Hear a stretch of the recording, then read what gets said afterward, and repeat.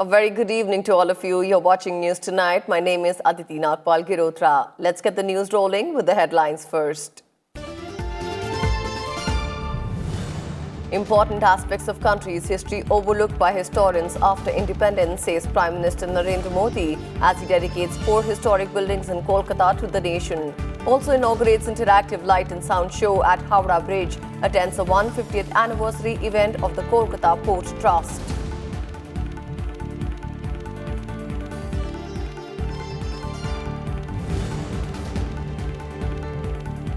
Opposition's lies on the Citizenship Amendment Act creating anarchy in the country, says Union Home Minister Amit Shah. Accuses opposition of resorting to lies in absence of real issues against the union government. Assures that no provision in CAA will affect Indian citizens.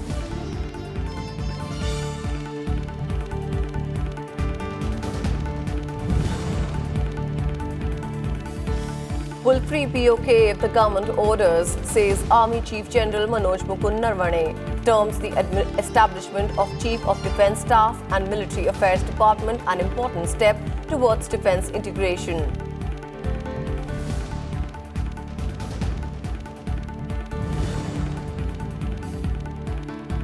India's cultural values, history and heritage must be reflected in our education system, says Vice President M. Venkaiah Naidu in his address at the graduation ceremony of Srimad Andaman Arts and Science College in Tiruchirappalli. Also appeals for steps towards river conservation and rejuvenation.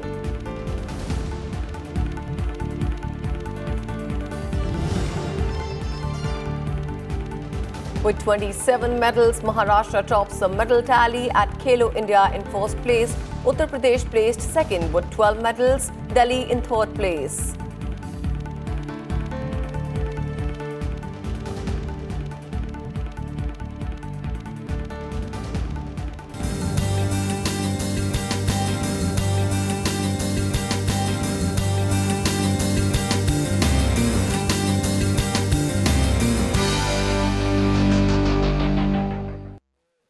On a 2-day official visit to Kolkata, Prime Minister Narendra Modi dedicated to the nation 4 refurbished heritage buildings of the city: the Old Currency Building, the Belvedere House, the Metcalfe House and the Victoria Memorial Hall.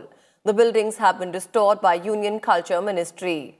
Prime Minister Modi unveiled a statue at Old Currency Building in Kolkata. He said the government is making efforts to convert Belvedere House into a museum of the world. He also said that 5 iconic museums in the country will be made keeping with international standards. In his address, Prime Minister Modi said that several important aspects of the country's history were overlooked by historians who wrote about it after independence without delving deeply into the subject.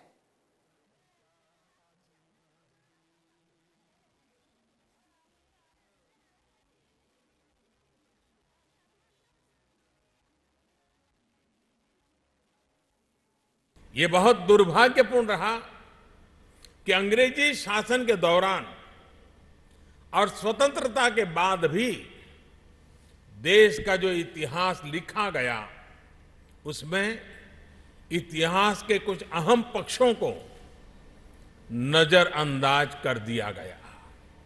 साथियों, गुरुदेव टैगोर ने 1903 के अपने एक लेख में जो लिखा था, मैं इसका जिक्र आज बंगाल की इस पवित्र धरती पे जरूर करना चाहूंगा।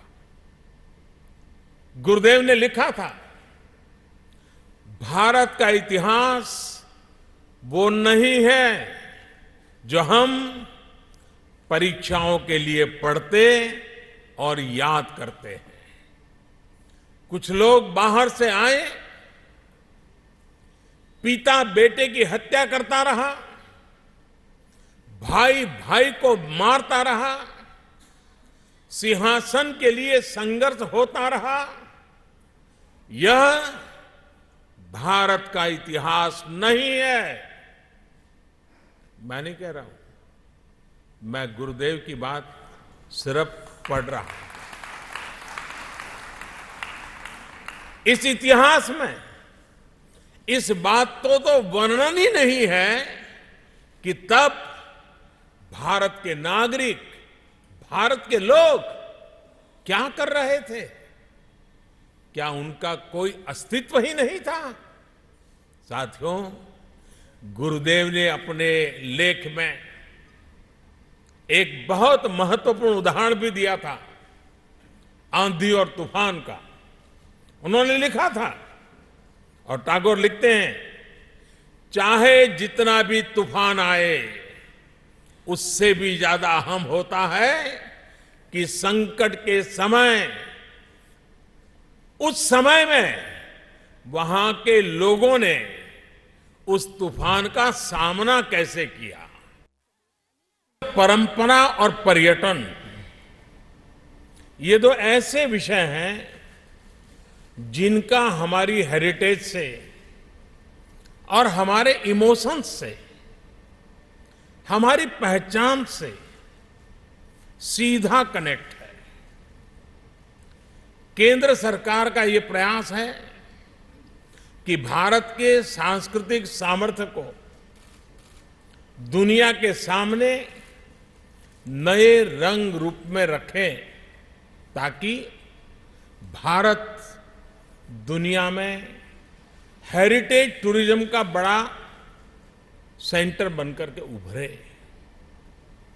हेरिटेज टूरिज्म का पश्चिम बंगाल सहित पूरे देश के पर्यटन उद्योग को मजबूत करने में बहुत बड़ा रोल होगा। इससे पश्चिम बंगाल समेत पूरे देश में रोजगार के अनेक अवसर भी बनेंगे। PM Narendra Modi launched the dynamic architectural illumination with synchronized light and sound system of Rabindra Setu over Howrah Bridge on Saturday evening. Chief Minister Mamata Banerjee was also present on the occasion.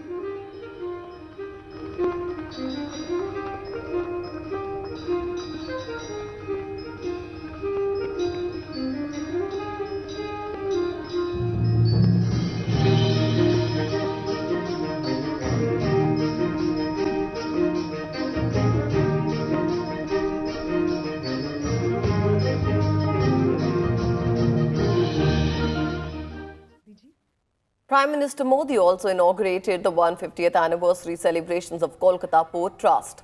Governor Jagdeep Dhankar, Chief Minister Mamata Banerjee and Union Minister Mansukh Mandviya were also present.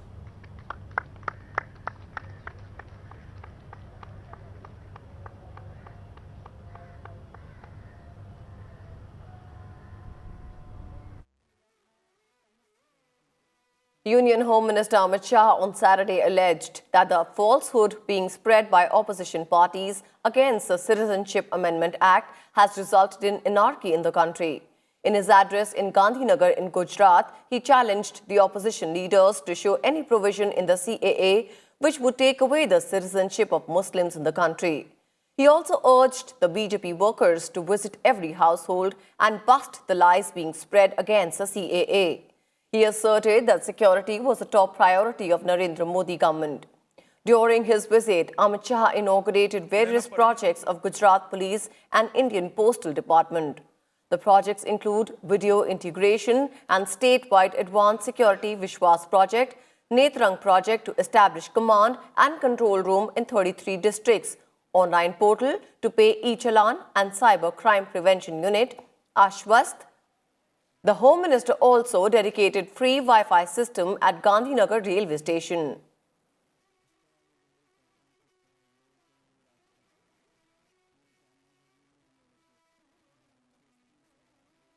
Amit Shah also attended the 9th convocation ceremony of Gujarat Technological University. Emphasizing on the need of technology, Amit Shah said that technology should be used to find solutions to challenges faced by the country.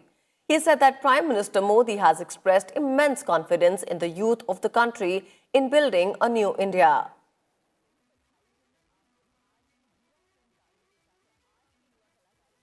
सन 47 में देश आजाद हुआ।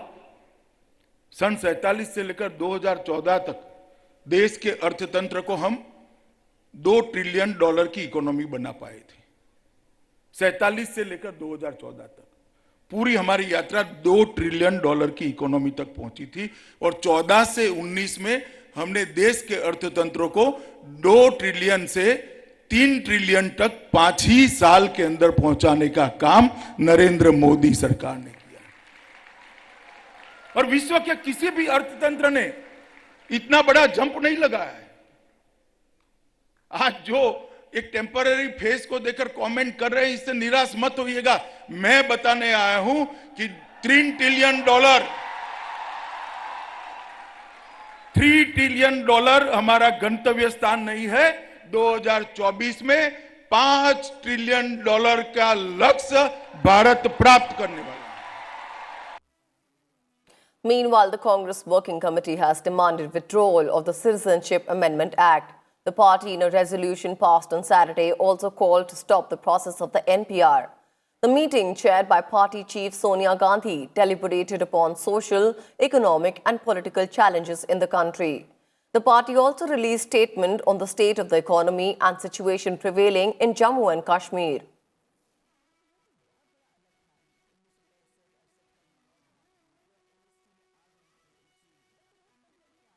Indian Army Chief Manoj Mukund Narvane on Saturday said the Indian Army is ready to free Pakistan-occupied Kashmir if the Indian government gave such an order.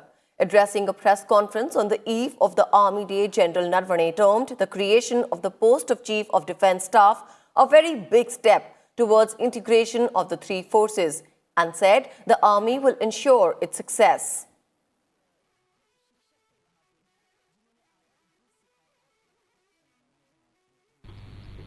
PoK का सवाल है। बहुत साल पहले एक पार्लियामेंट्री रेजोल्यूशन है इसके बारे में कि पूरा Jammu and Kashmir, erstwhile Jammu and Kashmir, 5 अगस्त से पहले पूरा जम्मू और कश्मीर हमारा हिस्सा है। वो पार्लियामेंट्री रेजोल्यूशन है और अगर पार्लियामेंट ये चाहता है कि वो इलाका भी कभी हमारा हो और इस किस्म के अगर कोई आदेश हमें मिलते हैं तो ज़रूर उसके ऊपर कार्रवाई की जाएगी। The formation of the CDS and the creation of a Department of Military Affairs is a very big step towards integration. And we on our part will make sure that this is a success. Integration will also be within the army, and the integrated battle groups are just one example of that.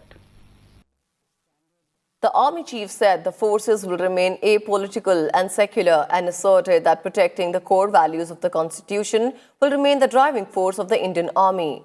General Narvane said that a rebalancing of the overall preparedness along the border with China has been initiated and a raft of measures are being taken, including moving advanced weapon systems. Conscious of the fact that we have threats both from our western and northern side,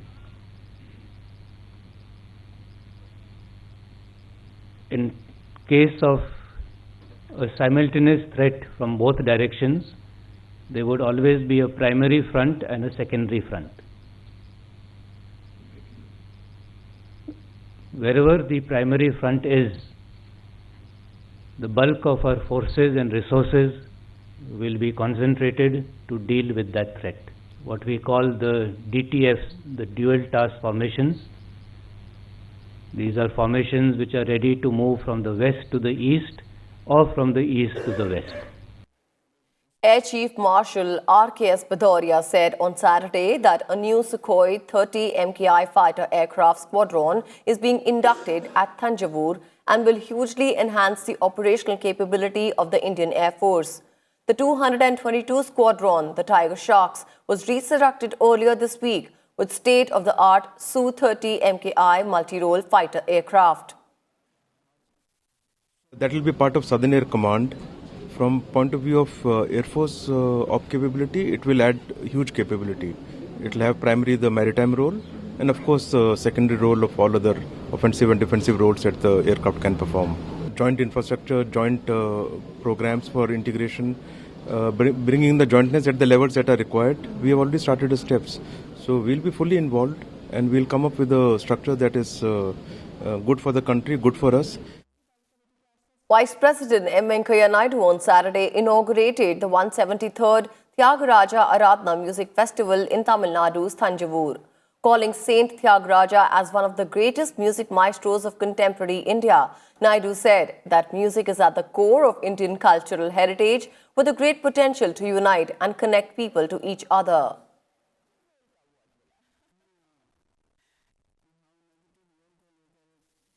And there are people who are experts and who unites people. Tyaga Brahma is one such example. Born in a Telugu family, brought up in here in Taruvayur, and promoted Karnataka music. 3 in 1. Promote your mother tongue and also promote your arts, promote your culture. For any civilization, music, art, painting is very, very important because music really brings you happiness. Calling on the need to protect India's ancient culture and humanitarian value, he said it is necessary to take the legacy of rich Indian culture to the future generations. He also asked institutions to encourage students to explore various aspects of Indian culture. We must protect this ancient culture and immortal humanitarian values that are our legacy. The most effective way to ensure that this is to take the treasure of our culture to future generations. They must know of the stalwarts like Saint Tyagaraja and must be proud of their glorious cultural inheritance. They must draw inspiration from its brilliance and unite to chart a path forward for the nation. Our schools and education institutions must strive to sensitize the children to the diverse elements of our culture. From the reading the Jataka tales of experiencing the architectural marvels of ancient India, they must be encouraged to explore the various fascinating facets of our culture. Vice President M. Venkaiah Naidu asserted that there was an immediate need to educate and enlighten students to become responsible citizens of India. Delivering the 21st convocation address at Srimat Andavan Arts and Science College at Tiruchirappalli in Tamil Nadu, Naidu called upon educational institutions to cultivate the spirit of entrepreneurship among students. The Vice President also stated the importance of youth force in taking the nation to new heights and achieve the target of making India a $5 trillion economy.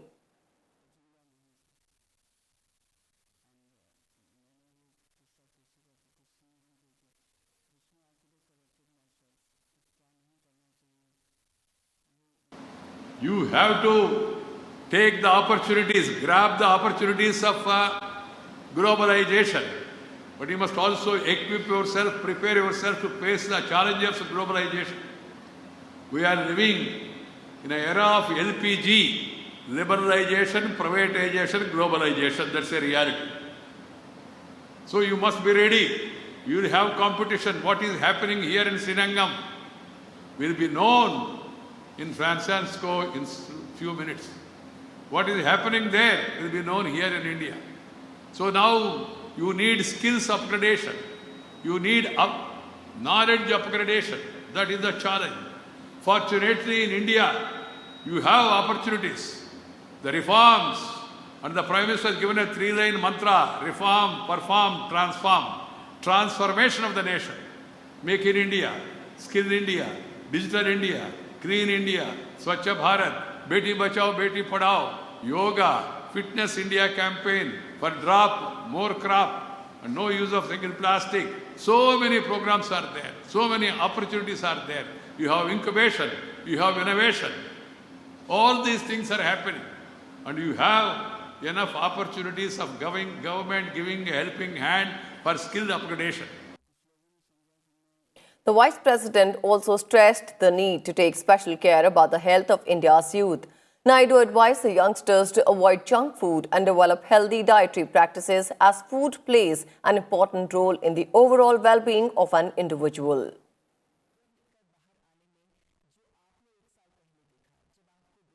Lok Sabha Speaker Shri Om Birla and his delegation in Canada met with Ted Arnott, Speaker of Legislative Assembly of Ontario State, on Saturday. The delegation led by Om Birla in Canada is to attend 25th Conference of Speakers and Presiding Officers of Commonwealth countries. Speaking on the occasion, Om Birla said that both India and Canada have enjoyed cordial relations based on shared values and pluralistic cultures. He lauded the creation of Canada-India Parliamentary Friendship Group as a welcome step. He said it will not only increase parliamentary cooperation between legislatures, but will also deepen mutual understanding of the functioning of parliamentary democracy. He said that many Canadian companies regularly see India as an attractive investment destination, and more than 400 such companies are presently investing in India. Supreme Court will hear curative petitions of 2 death row convicts in the Nirbhaya case on Tuesday. A 5-judge bench led by Justice N.V. Ramana will examine the curative petitions filed by Mukesh Kumar and Vinay Sharma. Curative petition is the last and final legal remedy available to a person and is decided in chambers by the judges. Mukesh Kumar and Vinay Sharma had filed curative petitions in the Apex Court on Thursday after a Delhi Sessions Court scheduled the execution of all 4 convicts on 22nd January at Tihar Jail. 2 other death row convicts, Akshay Kumar Singh and Pawan Gupta, have not filed curative petitions.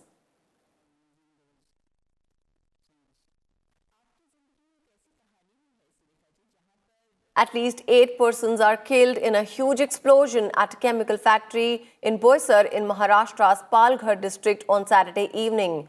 The under-construction plant of Ankh Pharma, where the explosion took place, is located in Maharashtra's Industrial Development Corporation area at Kolvade village. The blast, which took place during the testing of some chemicals around 7:20 p.m., was so huge that it was heard within a 15-kilometer radius. The death toll is expected to rise.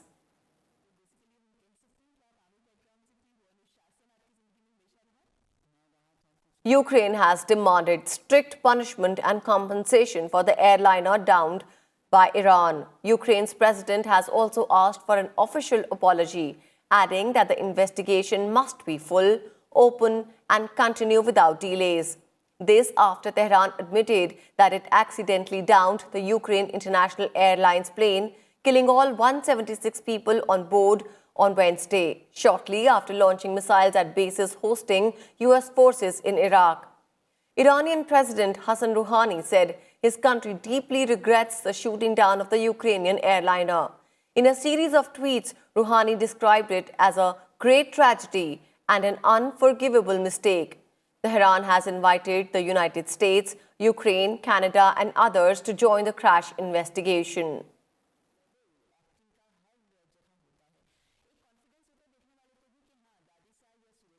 And now let's talk about environment and climate change.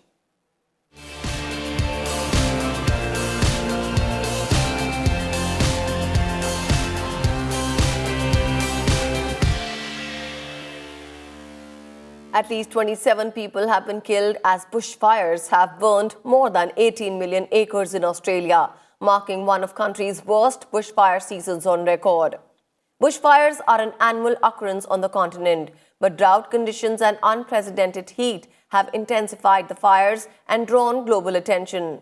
Thousands have been forced to flee their homes in the country's southeastern region. The destruction to the country's biodiversity is harder to fathom. An estimated 1 billion animals have been lost, and scientists fear long-term damage to many sensitive ecosystems.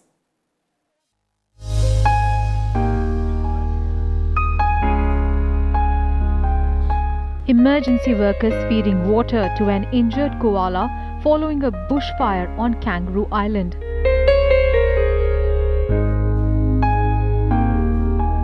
The fire season in Australia is far from over, and already it is shaping up to be one of the most intense in the country's history.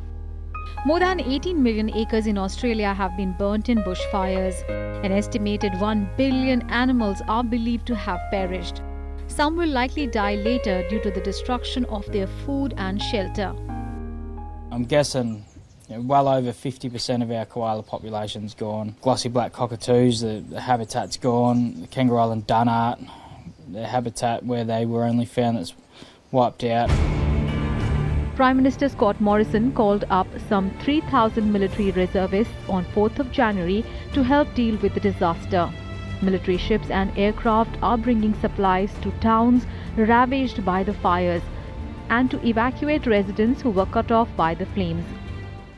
I've got my family, my cousins, my daughter, my dogs. I think with everybody going on the road, it's just a bit eerie. Hundreds of homes have been destroyed. This week brought some relief with slightly cooler temperatures and some rain, but officials have warned that the country will be under threat from fires for months. We've seen record-breaking temperatures. We've got a record drought situation with 100% of the state drought affected. That means the landscape is extremely dry. The vegetation, the fuel, is highly flammable. Fires are starting very easily and they're spreading very, very quickly and proving to be very dangerous and difficult to contain. The smoke from the blazes in the southeast of the country is visible from space, and it is spreading so far that it is causing haze in New Zealand, more than 1,000 miles away. On Wednesday, Prime Minister Scott Morrison visited fire-devastated Kangaroo Island and called for donations. There have been many calls of support. The Polish Prime Minister last night, the Japanese Prime Minister, the European Council President, the Prime Minister of Papua New Guinea. It was a long list of calls that were made last night, the President of Sri Lanka, and the support that Australians are receiving from around the world is just very heartwarming, and we thank them for that. Morrison has faced criticism for his response to the crisis and his stance on climate change. He has argued that there is no direct link between Australia's greenhouse gas emissions and the severity of the fires. I think climate change and also somehow the poorly coordinated government's response to the emergency have this really made this situation even worse. On the climate change side, the year 2019 is already recognized as the hottest and driest year in Australia's recent history. While climate change claims are being challenged, desperate scenes are visible across Australia. Human beings and animals fleeing their homes, habitats being destroyed, large swathes of scorched earth, and orange smoke-filled skies. Bureau Report, Rajya Sabha TV.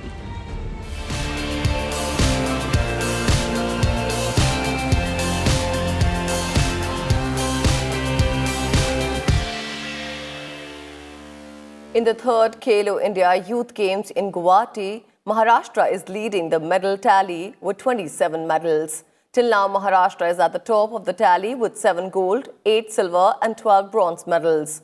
Uttar Pradesh holds the second position in the medal tally with 6 gold and total 12 medals.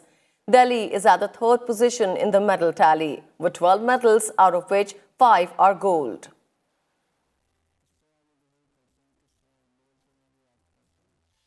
And with this, it's a wrap on this edition of News Tonight. Thank you so much for joining us.